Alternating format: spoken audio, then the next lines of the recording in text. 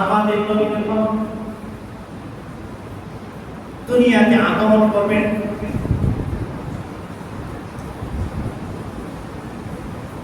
আগমনের আগে কিছু অলৌকিক ঘটনা প্রকাশ পেয়েছে, যাকে ইলহাসাত বলে। নবুয়তের পূর্বাভাস, নবী আদমের এই আগমনের সুসংবাদ আগে থেকে পৃথিবীতে প্রকাশ পেয়েছে। সুবহানাল্লাহ। নবী আলাইহিস সালাম যখন দুনিয়াতে আগমন করবেন, 50 বা 55 দিন পূর্বে আসহাবে ফিলের ঘটনা ঘটছে। 50 বা 55 দিন পূর্বে আপনারা জানেন ইতিহাস, বস্তি বাহিনী, ইয়ামানের বাদশা আব্রাহাম বাইতুল্লাহকে ধ্বংস করার জন্য আসছে, খানে কাবাকে ধ্বংস করার জন্য আসছে। কিন্তু নবীর ওসিলায় তারা খানে কাবাকে ধ্বংস করতে পারেই নাই। আল্লাহ তাআলা আবাবিল পাখি দ্বারা, আবাবিল পাখির মাধ্যমে হস্তি বাহিনীকে ধ্বংস করে মাটির সাথে মিশ্রণ করে দিয়েছে। কথা বলে ঠিক কিনা? এটাও নবীর মুজিজা। নবী আসবেন, নবীর সম্মানার্থে এই বাইতুল্লাহকে আল্লাহ হেফাজত করেছে। নবী যখন আগমন করবেন, পারস্যের অগ্নি পূজকদের মন্দিরে একটা আগুন 1000 বছর ধরে প্রজ্বলিত হয়ে আসছিল। কত হাজার বছর ধরে? 1000 বছর ধরে আগুন জ্বলতেছে। এই আগুন নেবে না। এখন বাংলাদেশে দাবানো হচ্ছে, পৃথিবীর এক জায়গায় দাবানো, অনেক বিমানের চেষ্টা করে নেবে না। কথা বলে দেখি না, ওই অগ্নিকুণ্ডে একটা আগুন 1000 বছর ধরে জ্বলছে। কিন্তু আল্লাহ রাসূল সাল্লাল্লাহু আলাইহি ওয়াসাল্লাম যখন দুনিয়াতে আগমন করলেন, সাথে সাথে ওই আগুন নিভে গেছে। সুবহানাল্লাহ। খানে কাবার মধ্যে 360টা মূর্তি ছিল। ওটা কয়টা? 360টা, কম বেশি ছিল। নবী আলাইহিস সালাম যখন দুনিয়াতে আগমন করেন, এই মূর্তিগুলোর মাথা ভেঙে মাটিতে পড়ে গেছে। সুবহানাল্লাহ বলেন না? অটোমেটিক মূর্তিগুলোর মাথা ভেঙে মাটিতে পড়ে গেছে। শুধু তাই না, তৎকালীন সুপার পাওয়ার পরাশক্তি পারস্যের রাজমহলে এমন ভাবে ভূমিকম্প তৈরি হয়েছে, রাজমহলের 14টি পিলার ভেঙে তছনছ হয়ে গেছে। ঐতিহাসিক উল্লেখে এইটা একটা আলামত যে দুনিয়াতে যখন নবী আলাইহিস সালাম আসবেন, পৃথিবীতে কোথাও কুফর বেঈমান থাকবে না।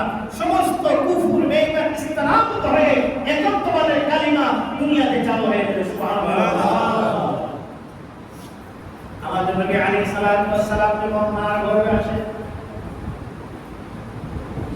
মা আমেনা বলে, আমার সন্তান যখন আমার গর্ভে আসছে, তখন আমি বুঝতে পারছি। মক্কার মহিলা বলল, আমেনা তুমি কি করে বুঝলা? সন্তান আসার পরে তোর সাথে সাথে বোঝা দ্বারা কিছুদিন সময় লাগে, তুমি সাথে সাথে কি করে বুঝলা? মা আমেনা বলে, আমি দেখতে পেয়েছি আমার ঘরের ছাদে কুদরতি ভাবে একটা বাতি জ্বলতে দেখেছি। সুবহানাল্লাহ। যখন থেকে আমি কুদরতি ভাবে একটা বাতি জ্বলতে দেখেছি, তখন আমি বিশ্বাস করলাম আমার গর্ভে আমার সন্তান চলে আসছে। সুবহানাল্লাহ। আল্লাহ তাআলা নবী আলাইহিস সালাম আগে থেকে মুজিজা প্রকাশ করে দিয়েছেন। মা আমেনা বলে, আমার সন্তান যখন আমার গর্ভে আসে, অন্যান্য মহিলাদের বাচ্চা আসলে অনেক ব্যথা হয়, কষ্ট অনুভব হয়, খানা পিনা করতে পারে না, আমার মনে কষ্ট হয়। সুবহানাল্লাহ। আমি 10 মাস 10 দিন গর্ভে সন্তান দেখেছি, কখনো আমার কষ্ট অনুভব হয় না, কখনো গরিবের রাত ভালো হয় নাই, আমার পেটে যে সন্তান আছে কষ্ট আমার অনুভব হয় না। সুবহানাল্লাহ। রহমতে নবী, নবী আসবেন আর নবীর কারণে কারো কষ্ট হবে, এটা হতে পারে না। সুবহানাল্লাহ। এজন্য মা তো সবচেয়ে বেশি আদরের, নবীর কারণে মা কষ্ট হবে, এটা হতে দেয় না। এজন্য মা সন্তান 10 দিন গর্ভে ধারণ করেছে, কিন্তু মা কখনো কষ্ট অনুভব করে না। সুবহানাল্লাহ। এটাও মুজিজা নবী আসা। মা আমেনা বলে, আমার সন্তান যখন আমার গর্ভে আসছে, আমি স্বপ্নে যদি একবার দেখতে পেলাম একটা শরীর থেকে একটা আলো প্রকাশিত হয়েছে, নূর প্রকাশিত হয়েছে, আমি ওই নূরের আলোতে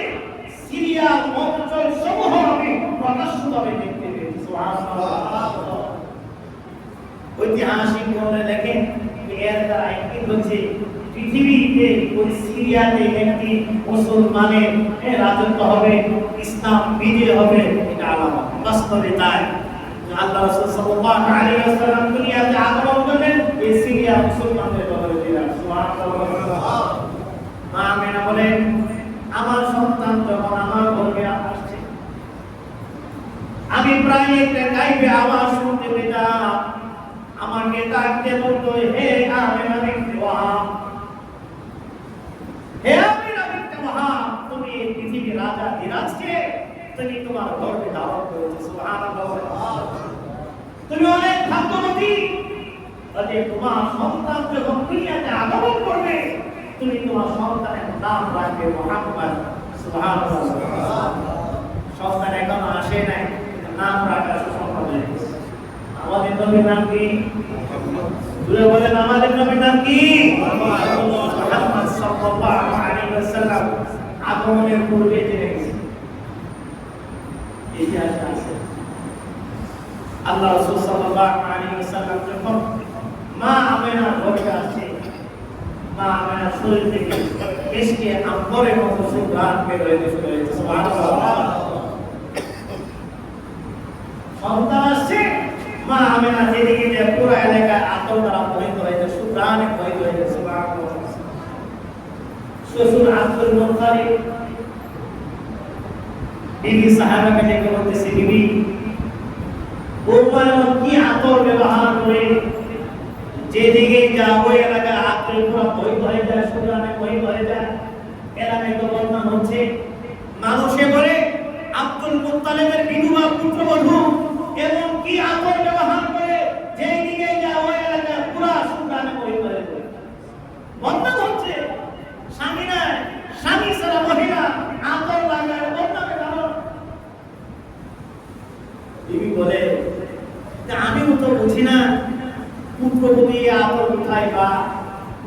পুত্রবধূ যখন গোসলখানা থেকে বের হয়ে আসে, আমি গোসলখানা গিয়ে দেখি পুরো গোসলখানা সুগন্ধে মোহিত হয়ে গেছে। সুবহানাল্লাহ। পুত্রবধূ যখন পাকঘর থেকে বের হয়ে আসে, আমি পাকঘরের পরক্ষণে গিয়ে দেখি পুরো পাকঘর সুগন্ধে মোহিত হয়ে গেছে।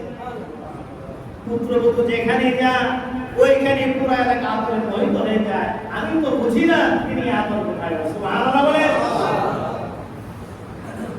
আব্দুল মুত্তালিব বিবিকে বলল, তুমি বলো বৌমাকে আতর কোথায় পাও? বিবি বললেন, স্বামীকে আপনি বলেন, কারণ বললে হয়তো কষ্ট পেতে পারে, এমনিতে তার স্বামী নাই, স্বামী ছাড়া আবার এই কথা বলে তাহলে মনে কষ্ট পেতে পারে। কিন্তু কে বলবো ছেলা থেকে করতেছে। শ্বশুর শাশুড়ি একসাথে হয়ে মা আমেনাকে কাছে আব্দুল মুত্তালিব বলছে, বৌমা তুমি কোথায়? মা আমেনা বলেন, জি বাবা আমি হাজির। বলেন কি করবেন? আব্দুল মুত্তালিব বলেন, বৌমা আমি তোমাকে একটা কথা বলবো, তুমি মনে কিছু নিয়ে না। মা আমেনা বলেন, জি বাবা বলেন। আব্দুল মুত্তালিব বলেন, বৌমা তুমি যে আতর ব্যবহার করো, এই আতর তুমি কোথায় পাও? কে তোমাকে দেয়? শ্বশুরের প্রশ্ন করছে, উত্তর তো দিতেই হয়, না দিলে তো আবার যাবে না। মা আমেনা মুখে কোনো কিছুই বলেন, চোখ ছিলেন শুধু মুখ থেকে মাটিতে থুতু ফেলছে। মাটিতে থুতু ফেলার সাথে সাথে পুরা ঘর সুগন্ধে মোহিত হয়ে গেছে। তো মুখে তো আতর লাগাইছে না, থুতু ফেলার সাথে সাথে পুরা ঘর সুগন্ধে মোহিত হয়ে গেছে। মা আমেনা ডাকতে বলে, ও মা, ও বাবা, আমি কোনো আতর ব্যবহার করি না, আমি কোনো সুঘ্রাণ ব্যবহার করি না। এই সুঘ্রাণ হচ্ছে ওই সন্তানের ওসিলায়, যে সন্তান আমি আমার গর্ভে ধারণ করেছি, ওই সন্তানের ওসিলায় সুঘ্রাণ বের হচ্ছে।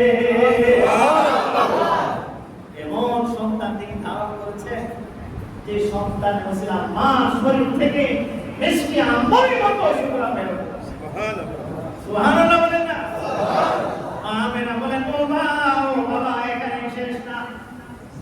আমি যখন রাস্তা দিয়ে হেঁটে যাই, রাস্তার দুই পাশের গাছগুলো যেন এসে আমার পায়ে কলম কুশি করতে থাকে। রাস্তা দিয়ে হেঁটে রাস্তার দুই পাশে গাছপালা এসে আমার পায়ে পায়ে কদম ছিল। ও মা ও বাবা, এখানে শেষ না। আমি যখন দিনের বেলা হেঁটে যাই, আকাশের মেঘমালা এসে আমাকে ছায়া দিতে থাকে। ও মা ও বাবা, আমি যখন প্রচন্ড রৌদ্রের মাঝে উত্তপ্ত বালির মাঝে পা রাখি, তো বালির উপর পা রাখার সাথে সাথে বালিগুলো শীতল হয়ে যায়। ও মা ও বাবা, আমি যখন রাতের অন্ধকারে ঘর থেকে বের হই, আকাশের চাঁদ এসে তারকাগুলো এসে আমাকে সালাম দিতে থাকে। ও মা ও বাবা, শুধু তাই না, এখানেই শেষ না। আমার সন্তান যখন আমার ঘরে আসে, জান্নাত থেকে 3জন রমণী এসে আমার গলায় মালা পরিয়ে যায়। সুবহানাল্লাহ। ইমরান ফিরআউন আসিয়া, উম্মে ঈসা মারইয়াম, উখতে মুসা কুলসুম, এই 3জন মহিলা এসে আমার গলায় মালা পরিয়ে যায় আর বলে, হে আমিনা বিনতে ওয়াহাব, আমাদের বাদশাকে তুমি তোমার ঘরে লালন করেছো। সুবহানাল্লাহ। এই 3জন মহিলা, এক নম্বর হলো ফিরআউনের স্ত্রী আসিয়া, 2 নম্বর হলো উম্মে ঈসা মারইয়াম, 3 নম্বর উখতে মুসা আলাইহিস সালাম ও কুলসুম। এই 3জন মহিলা কাল কিয়ামতের দিন নবীর স্ত্রী হবে। সুবহানাল্লাহ। আমি যখন গর্ভে ধারণ করেছি বাচ্চা, এই 3জন মহিলা এসে আমার গলায় ফুলের মালা পরিয়ে গেছে। ও মা ও বাবা, শুধু তাই না, আমি যখন পানি আনার জন্য কূপের কাছে যাই, পানি আনার জন্য, এখনো কত ডিজিটাল তো পানির ব্যবস্থা ছিল না, কলের ব্যবস্থা ছিল না, কূপ থেকে পানি উঠাইতে হইতো। কূপ আপনারা দেখছেন? কূপ থেকে পানি কে কে উঠাইছে? আমি নিজে উঠাইছি কূপ থেকে পানি, খেয়েছি, গোসল করেছি। কথা বলে ঠিক না? কূপের পানি উপরে থাকে না নিচে থাকে? মা মেলা বলে, ও মা, আমি যখন কূপের কাছে পানি আনতে যাই, আমি যাওয়ার সাথে সাথে নিচের পানি উপরে উঠে যায়।